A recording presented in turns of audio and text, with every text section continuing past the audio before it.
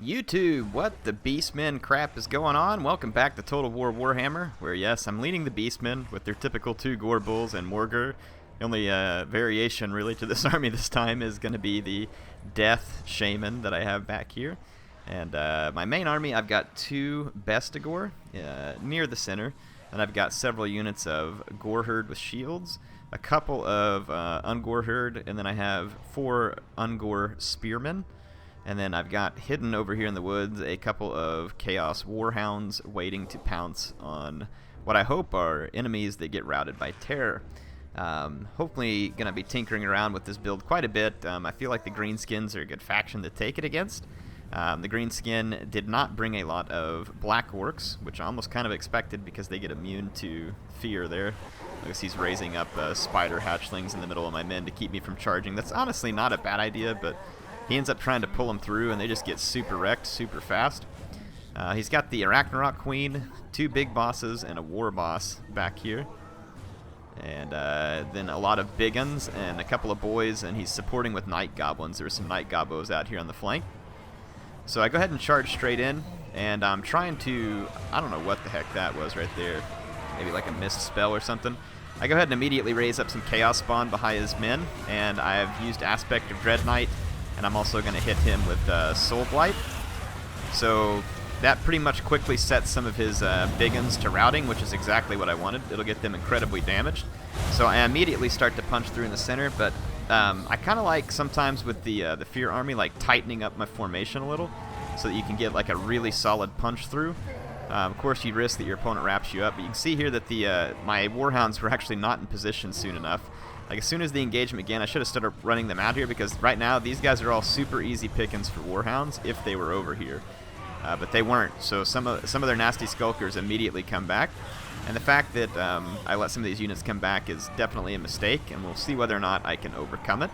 Out here, the boys are getting beat down by Warherds, and then these big uns, as expected, along with the Night Goblins, the big uns mainly, they have so much weapon damage. They're doing very, very well against the low armor Beastmen. So I go ahead and get my Chaos Warhounds activated. I actually chased this nasty Skulker for just a second with my spears just to keep it routing.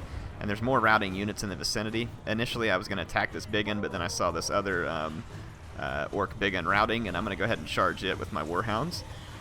Again, the idea here with the Warhounds is chew up as many routing troops as you can for free without taking any losses, and they're fast. In the center, Gorbull and Morgur and the others are fighting off the war boss. You can see here that the spider's so big that even Gorbull occasionally takes flight. But Gorbull has enough armor-piercing damage that, I mean, he can definitely do some damage to the Arachnarok Queen. Sorry about the noise there. My microphone fell over. I'm recording on the road, and the balance on this thing is somewhat skittish sometimes, so still wanted to fall over. I mean, what the heck is going on? Alright, I think we are over the microphone toppling. So for whatever reason, the microphone wanted to topple. So yeah, anyway, fighting through that. The Arachnarok Queen being chased by Gorbull and Morgur. I believe that he was able to... well, no, there's one Gorbull over here still fighting. He's going to get attacked by these black orcs, though, and that's going to be the end of one Gorbull. In the background, my Chaos Warhounds are finding some success. The other ones I just get away to keep them safe, because, you know, I can see that the fight's starting to get a little bit tougher than I wanted it to be. My opponent, though, has not been able to kill Morgur, and he has not been able to take out my other Gorbull yet. So this is a problem for him. And the Arachnarok Queen is trying to focus down Morgur. I go ahead and hit the Arachnarok Queen with the Spirit Leech. I believe during the course of the battle I was able to get 2 Spirit Leeches into the Arachnarok Queen, which is a big deal, because otherwise she will do an immense amount of damage. So, yeah, because you can see she can toss Gorbull, Morgur, all of them get tossed all over the place.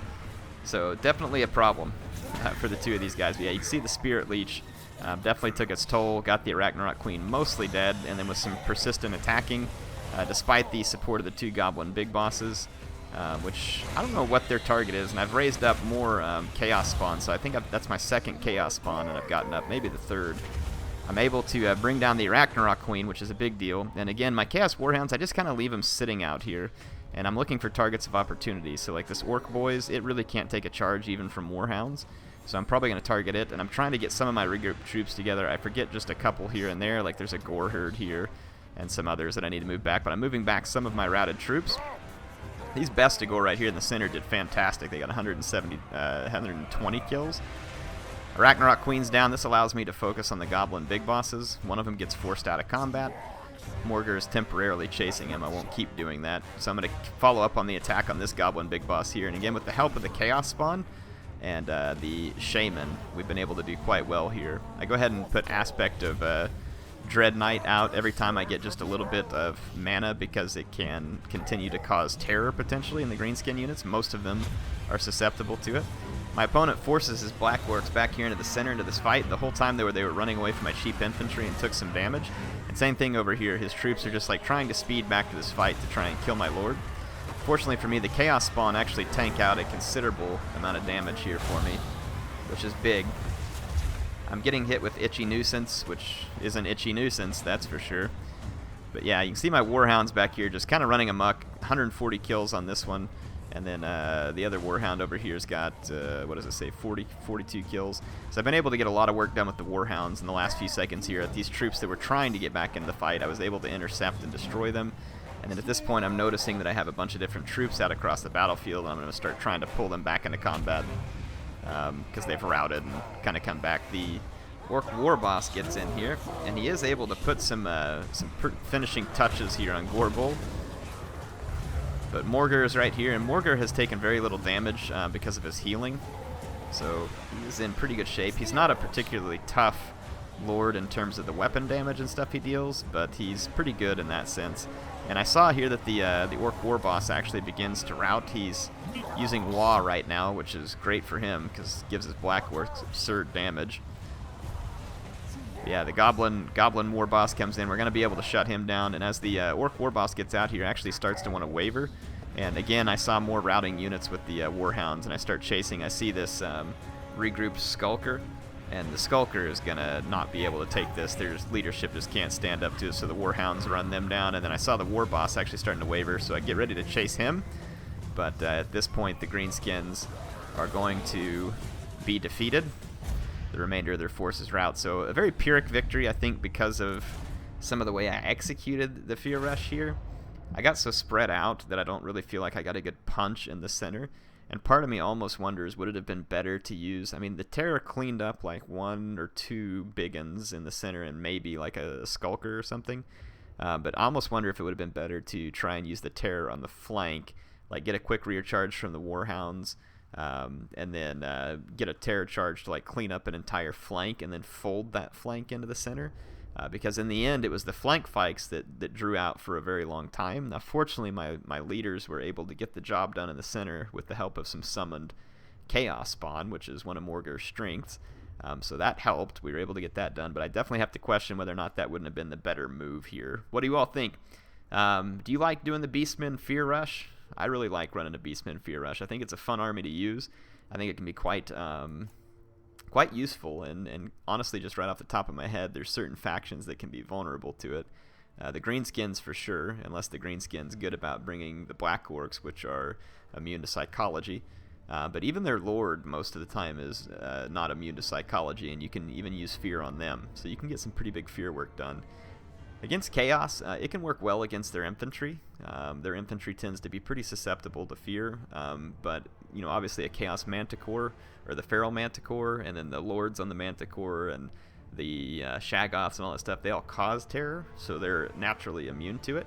But you can certainly use it to rout off, I think, Chaos Infantry pretty effectively, and I'm pretty sure that the Wood Elves also suffer a pretty fair deal versus a Fear Rush, unless it's like all Treekin. And I do believe that they are immune to fear and possibly terror as well, or immune to psychology in general. We can go look. Let's go take a look. I think if you're up against just like elf archers and infantry, they are somewhat susceptible.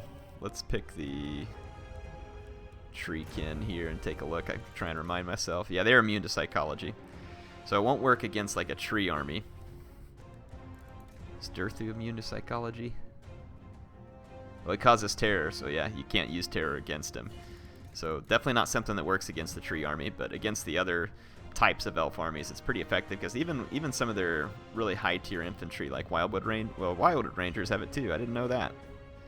Huh. Well, I'll be jiggered. Most of the time, though, people just take Eternal Guard and Archers, and none of those guys are immune to Psychology. But it would appear that War Dancers and Wildwood Rangers are, so just be aware of that. Interesting. Like I said, hope you all enjoyed it. HeirofCarthage signing out for now. I'll see you next time on another online battle.